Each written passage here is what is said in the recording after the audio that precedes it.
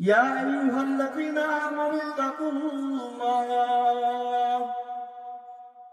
আল্লাহ বলেন, মুমিন আমাকে ভয় করো, হাক্কা তুকাতিহি, ভয় করার মতো ভয় করো।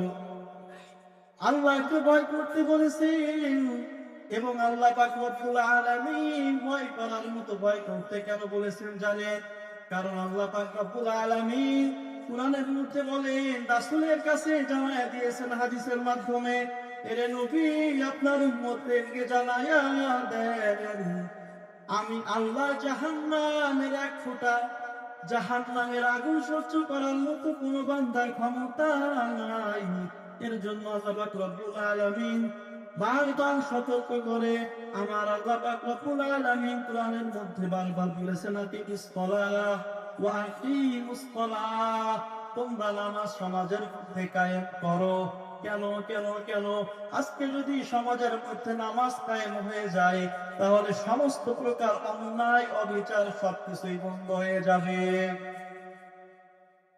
এরে আল্লাহর বান্দা, এরে নবীর আশিক, আল্লাহ কেন বারবার তাকওয়ার কথা বললেন? আল্লাহ কেন এই ভয়ের কথা বললেন?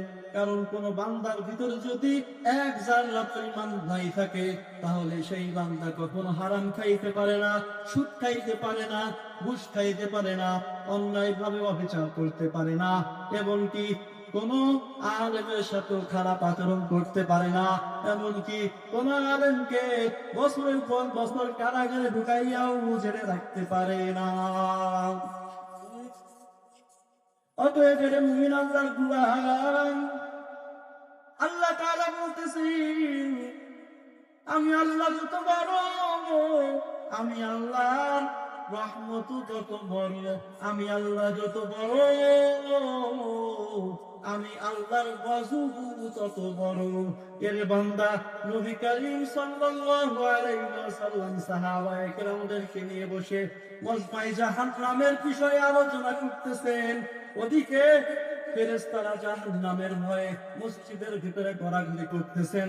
জিজ্ঞাসা করা হলো, তোমরা কেন ঘোরাঘুরি করতেছো?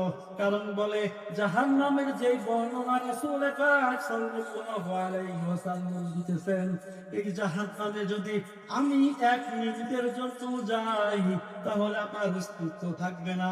এরে বান্দা, আল্লাহ তো জাহান্নামের বর্ণনা দিয়ে বলেন, এক জাররা পরিমাণ গুনাহ নিয়ে যদি কেউ কবরে যায়, দুই পার্শ্বতে গিয়ে আঙুল ধরে মাটি চাপ দিবে, দুই পাঁজরের হাড়গুলো চুরমার হয়ে যাবে, দুই পাঁজরের হাড়গুলো চুরমার হয়ে যাবে।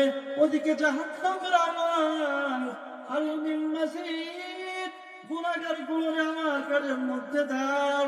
আল্লাহ পাক রব্বুল আলামিন বলবেন, জাহান্নাম অপেক্ষা কর, কারণ আমার বান্দাদের হিসাব নিকাশ এত বাকি আছে, আমি আস্তে আস্তে তোমার পেটের মধ্যে দিচ্ছি।